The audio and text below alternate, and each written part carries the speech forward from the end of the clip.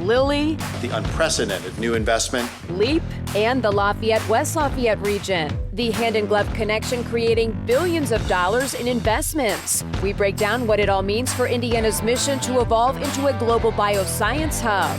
Plus, an Indiana-made technology powered by Hoosiers is now rescuing kidneys that would otherwise be unusable. Those kidneys are now saving lives. We'll have the story in the Business of Health. And heavy Hoosier hitters making business headlines this week, from Mellon Camp I was born in a small town. Tony Stewart wins. to Tony Stewart and even Drew Brees. Add bacon, lots of bacon. It's all next on Inside Indiana Business. From Indiana's business news leader, this is IBJ Media's Inside Indiana Business with Gary Dick, presented by Elevate Ventures, Indiana University, and LiUNA. Hello and welcome to Inside Indiana Business. I'm Gary Dick. We're basing much of our show this week right here, Tippecanoe County, West Lafayette, a region that is really on the move. Our year-long IBJ Media Engage Indiana series, which takes us literally to every corner of the state, rolled into the heart of Boilermaker country this week, a region undergoing transformational change. Details on that in a moment. But first, about 30 minutes down I-65 from Tippecanoe County, a project that also promises transformational change, the LEAP Research and Innovation District. And this week, a historic announcement from the anchor of that development, Eli Lilly Company. the Medicine Foundry will combine research, manufacturing, and the most advanced technology available in a single location right here in Indiana. We're not aware of another investment like this in the world. CEO Dave Ricks calling it a unique moment for the pharmaceutical industry. A $4.5 billion investment to create the Medicine Foundry, the first of its kind center combining research and advanced manufacturing in a single location, focused on new ways of producing medicines and fueling Lilly's growing pipeline. Construction is well underway already on a massive $9 billion Lilly manufacturing campus at Lebanon's LEAP District. This new investment in a separate area west of I-65 near State Road 32, it brings Lilly's total investment in the district to more than $13 billion, adding to an emerging hard tech corridor. Lilly's investment on the original 1,600 acres, obviously game-changing, and now that we're moving west and into different parts of the site, I think that'll only continue to not only increase momentum, but draw additional companies, additional talent, additional research, and allow both state, local, academia, and industry to continue to partner to fulfill that mission that's really come together in a short time, just under 3 years. Now, when it opens in 2027, the Medicine Foundry expected to employ about 400 workers. For details on what this means to Indiana overall, pleased to be joined by Vince Wong, the CEO at BioCrossroads. And Vince, obviously big dollars, big jobs numbers. Your reaction to this additional investment by Lilly? Oh, it's tremendous, Gary. We're really blessed to have Lilly here in our ecosystem. And they've certainly been making lots of investments with regard to manufacturing, but this is also an investment in research as well. So to both have research, new investments in research and manufacturing by Lilly at the site is really tremendous. What does this mean in your view, big picture? Because Indiana has been designated a biotech manufacturing hub, right? Heartland BioWorks. This really is a key piece of that. How big could this be overall for the state of Indiana? Absolutely. As you alluded to, Gary, the state was recognized as a tech hub. Indiana was the only state to be recognized for a tech hub in 3 different areas: EV, biotech, and also semiconductor chips. And so with regard to us being a biotech hub, that allows us to, we won a $51 million federal grant that allows us to build a training site at 16 Tech to really create the workforce needed to deliver on the promise of what Lilly needs to meet the incredible demand they have for their therapies. And you look at the ripple effect of this Lilly announcement on some existing companies here, Stevanato and Fisher's and some others in the area. That ripple effect is real as well. Oh, absolutely. All these tier 1 suppliers for not only Lilly, but Novo and all the injectables that are developing therapies for obesity and other indications really have a great nexus here in Indiana, and we have a real critical mass of capabilities, know-how, and infrastructure to support that. And you talk about being a hub. When you look at a terrible disease like Alzheimer's, and certainly Lilly at the forefront of that, absolutely. You believe that Indiana has the opportunity to really be a center for solving the Alzheimer's puzzle. Absolutely. I mean, we are really blessed with both strong research organizations at IU School of Medicine, at Purdue University, but also at Lilly, and also startups as well that are really on the forefront and world-class researchers in the area of Alzheimer's, and we really have an opportunity to be the place where Alzheimer's, the puzzle of Alzheimer's is solved. Final question, you know, they say success breeds success, and when you see continued major deals, major investment from an Eli Lilly and company, what does that do to Indiana's quest to become, you know, this center, this biotech manufacturing center? No, I think, you know, this is really a golden age for life science here in Indiana.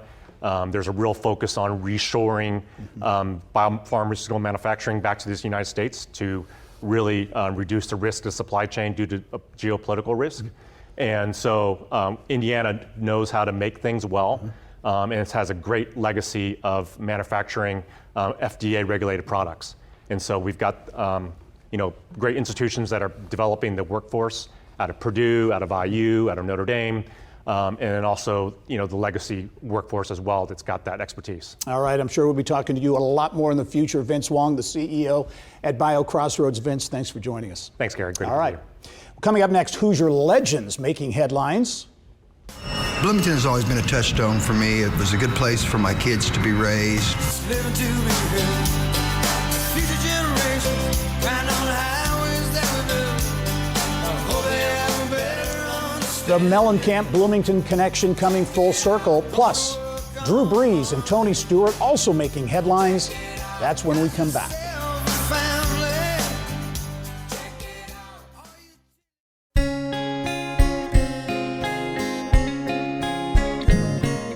Bloomington, Indiana is a great place to live, work, and raise a family.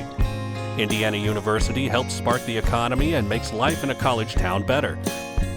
We are connected to a national forest and home to 3 lakes. It starts with a visit. Plan yours at visitbloomington.com.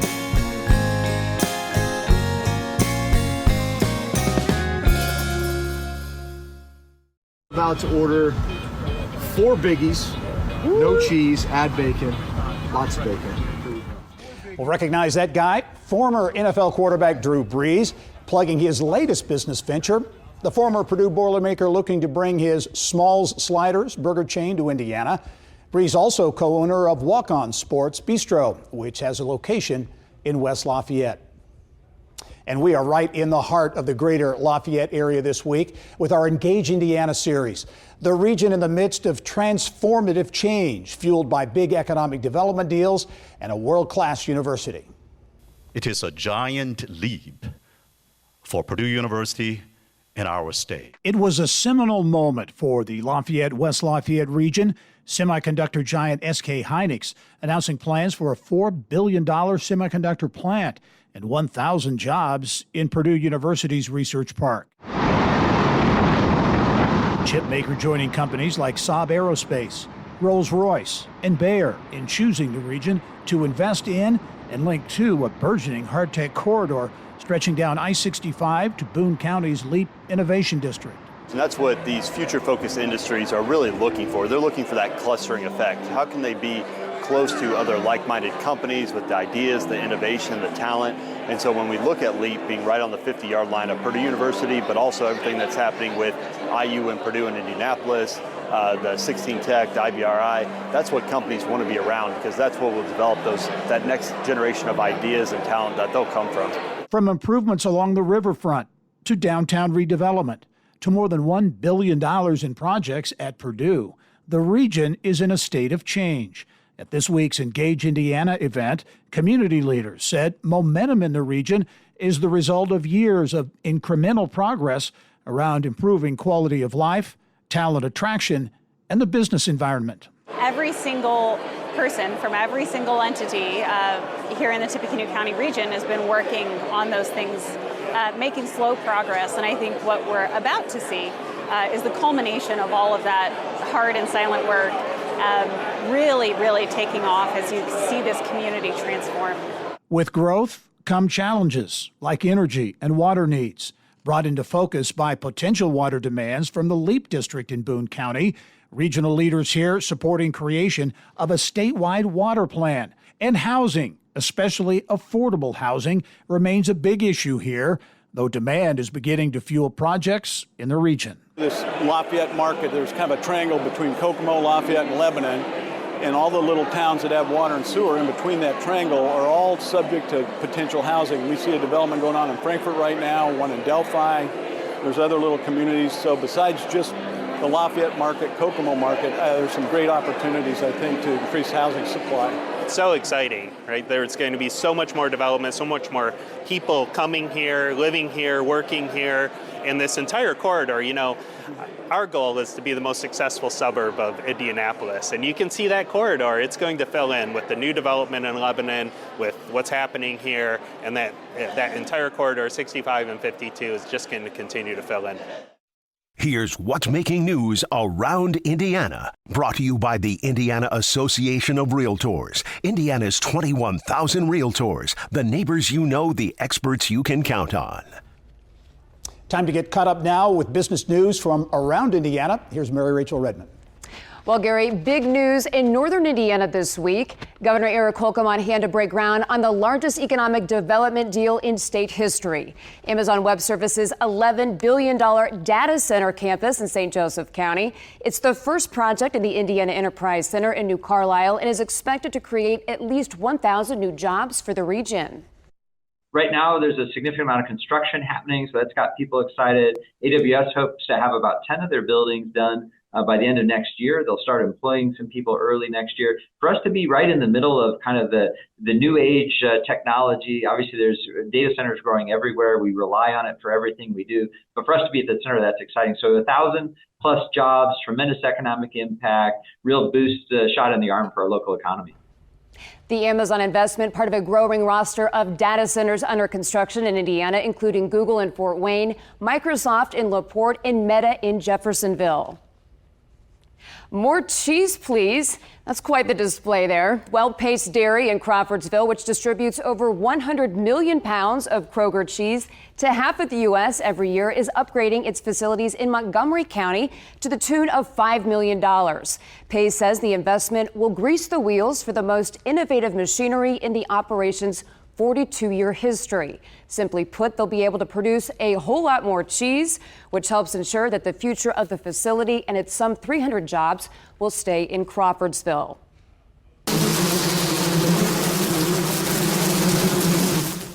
The buzz surrounding the B Corp when it first launched in 2016 was big time. The Indianapolis-based ag tech firm would go on to garner national attention for its beehive technology. But after an 8-year run, the B Corp has officially shut down. The company's signature technology, Verifly, will live on, though, as part of the U.S. Department of Agriculture's Bee Research Center in Tucson, Arizona. Tony Stewart wins at Martinsville. Racing legend and Hoosier native Tony Stewart has announced he's closing his foundation. Over 20 years, the organization donated more than $7 million to dozens of causes, including several animal shelters across Indiana.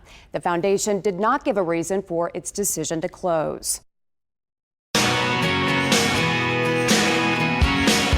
I was born in a small town, and I live in a small town.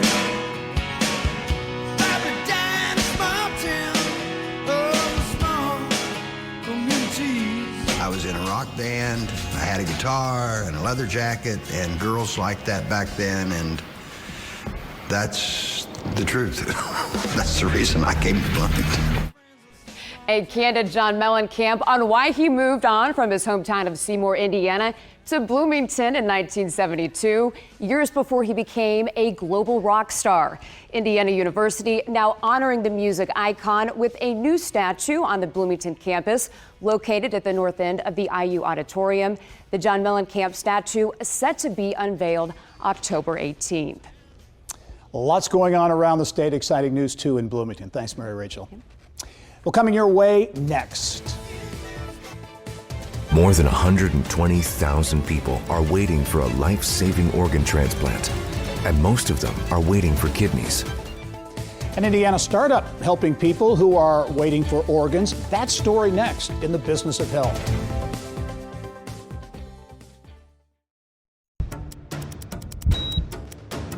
"34 American lives were lost today. Mothers and fathers, sons and daughters. And they all had one thing in common. They were removed from the transplant waiting list because they were too sick to get one. A startup at Purdue's Research Park in West Lafayette has invented a method to rescue donated kidneys that didn't make it to their recipient on time. Business of Health reporter Kylie Valletta tells us how the technology is now saving lives. Thanks, Gary. Here at the Purdue Research Park, a startup called 34 Lives is rescuing kidneys every day that would otherwise be discarded. They're now being transplanted into patients, many of them Hoosiers, getting a new lease on life. Greenwood resident Sylvia Miles had been waiting 5 years for a kidney. She remembers the phone call from 34 Lives that changed her life. So I was like, oh, thank you, Jesus. And I was just like, oh my God, I'm telling you, you have no idea how I felt that day. She told me that as well. And I was like, oh my God, thank you, Jesus. I'm just praying and everything. She's one of 13 Hoosiers with a new kidney made possible by 34 Lives, a reference to the 34 people each day removed from the transplant waiting list because they got too sick or died waiting. More than 8,000 kidneys are discarded every year. One of the main reasons? Time. A kidney can only be out of the body for 20 hours before it's deemed unusable. Those kidneys were recovered for transplant. So the intent was to transplant these kidneys.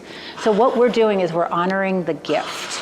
We're ensuring that this kidney gets one last chance to get, placed and to save a life. 34 Lives has invented a process that reconditions the kidney, basically hitting the reset button on the clock, giving it an extra 24 hours to get to the recipient. What we do is when we get the kidney here, we put it on one of our pumps. It's like a little life support machine, and we can use it to warm the kidney back up to body temperature. When it's warm, it starts working just like it was still inside the body. It's almost like we trick it. 21 people, most of them Hoosiers, now have kidneys from 34 Lives, implanted by IU Health transplant surgeon Dr. William Goggins. Every single one of them has worked perfectly.